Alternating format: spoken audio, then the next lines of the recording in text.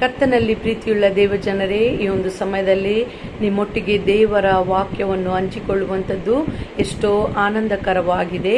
ಈ ದಿನ ದೇವರ ಉಪದೇಶವನ್ನು ನಾವು ಮರೆಯದೆ ಆತನ ಆಜ್ಞೆಗಳನ್ನು ಕೈಗೊಂಡು ನಡೆಯುವಾಗ ಆತನು ನಮಗೆ ನೀಡುವಂಥ ಆಶೀರ್ವಾದವನ್ನು ನಾವು ಧ್ಯಾನ ಮಾಡೋಣ.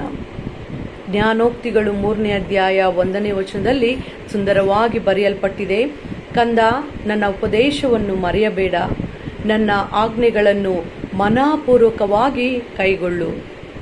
ದೇವರು ನಮ್ಮನ್ನು ಎಷ್ಟೋ ಪ್ರೀತಿಯಿಂದ ಕಂದ ಎಂಬುದಾಗಿ ಕರೆದು ನಮ್ಮೊಟ್ಟಿಗೆ ಮಾತನಾಡುವವನಾಗಿದ್ದಾನೆ. ನನ್ನ ಉಪದೇಶವನ್ನು ಮರೆಯಬೇಡ. ಆತನ ಉಪದೇಶ ಎಂಬುದಾಗಿ ನಾವು ನೋಡುವಾಗ ಆತನು ನಮ್ಮೊಟ್ಟಿಗೆ ಮಾತನಾಡಿ ತನ್ನ ಆಲೋಚನೆಗಳನ್ನು ನಮಗೆ ತನ್ನ ವಾಕ್ಯದ ಮುಖಾಂತರವಾಗಿ ತಿಳಿಸಿಕೊಡುವಂಥದ್ದು ಆತನ ಉಪದೇಶವಾಗಿದೆ. ಪ್ರತಿನಿತ್ಯ ನಾವು ಸತ್ಯವೇದವನ್ನು ಓದುವಾಗಲೂ ಆತನ ಆಲಯಕ್ಕೆ ಹೋಗಿ ದೇವರ ವಾಕ್ಯವನ್ನು ಕೇಳಿಸಿಕೊಳ್ಳುವಾಗಲೂ ದೇವರು ನಮ್ಮನ್ನು ಉಪದೇಶಿಸುತ್ತಿದ್ದಾನೆ. ಆ ಉಪದೇಶವನ್ನು ನಾವು ಕೈಗೊಂಡು ನಡೆಯುವಾಗ ಅವುಗಳನ್ನು ಮರೆಯದೆ ಪಾಲಿಸುವಾಗ ದೇವರ ಆಶೀರ್ವಾದ ನಮ್ಮ ಮೇಲೆ ಬರುವಂಥದ್ದಾಗಿದೆ. ಅದು ಮಾತ್ರವಲ್ಲದೆ ಆತನ ಆಜ್ಞೆಗಳನ್ನು ಮನಪೂರ್ವಕವಾಗಿ ಕೈಗೊಳ್ಳಿಕ್ಕಾಗಿ ಆತನು ನಮ್ಮೊಟ್ಟಿಗೆ ಮಾತನಾಡ್ತಾ ಇದ್ದಾನೆ. ಸತ್ಯವೇದದಲ್ಲಿ ದೇವರ ಮೂಲಕ ನಮಗೆ ದೊರೆತ ಅನೇಕ ಆಜ್ಞೆಗಳನ್ನು ನಾವು ನೋಡುವವರಾಗಿದ್ದೇವೆ. ಅದರಲ್ಲಿ ಶ್ರೇಷ್ಠವಾದ ಆಜ್ಞೆ ನಮ್ಮ ದೇವರಾದ ಯೆಹೋವನನ್ನು ಪೂರ್ಣ ಮನಸ್ಸಿನಿಂದಲೂ, ಪೂರ್ಣ ಬುದ್ಧಿಯಿಂದಲೂ, ಪೂರ್ಣ ಶಕ್ತಿಯಿಂದಲೂ ಪ್ರೀತಿಸುವಂಥದ್ದಾಗಿದೆ. ನಾವು ದೇವರ ಪ್ರೀತಿಯಲ್ಲಿ ನೆಲೆಗೊಳ್ಳುವುದಾದರೆ, ನಾವು ನಮ್ಮ ನೆರೆಯವರನ್ನು ನಮ್ಮಂತೆಯೇ ಪ್ರೀತಿಸುವುದಾದರೆ, ನಮ್ಮ ವೈರಿಗಳನ್ನು ನಾವು ಪ್ರೀತಿಸುವುದಾದರೆ, ಆತನ ಆಜ್ಞೆಗಳಿಗೆ ನಾವು ಒಳಪಟ್ಟು ನಡೆಯಲಿಕ್ಕೆ ಸಹಾಯವಾಗುತ್ತದೆ. ದೇವರ ವಾಕ್ಯದಲ್ಲಿ ಸುಂದರವಾಗಿ ಬರೆಯಲ್ಪಟ್ಟಿದೆ.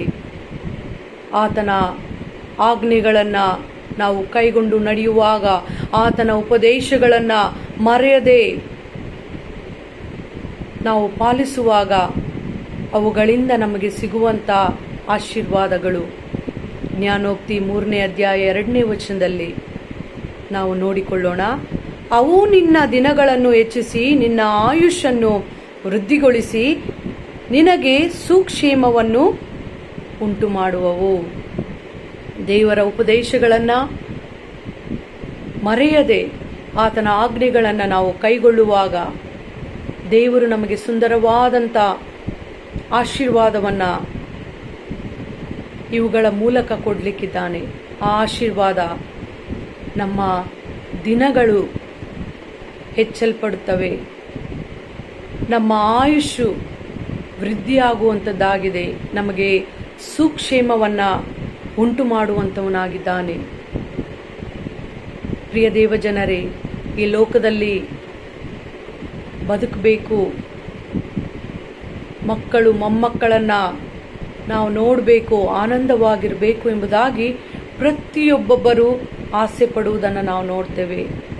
ಆದರೆ ದೇವರ ವಾಕ್ಯದಲ್ಲಿ ಸ್ಪಷ್ಟವಾಗಿ ಬರೆಯಲ್ಪಟ್ಟಿದೆ, ಆ ಆಶೀರ್ವಾದ ನಿಮ್ಮದಾಗಿಸಿಕೊಳ್ಳಿಕ್ಕಾಗಿ ದೇವರ ಉಪದೇಶವನ್ನು ಮರೆಯಬೇಡ್ರಿ. ದೇವರ ಆಜ್ಞೆಗಳನ್ನು ಮನಪೂರ್ವಕವಾಗಿ ಕೈಗೊಳ್ಳಿರಿ.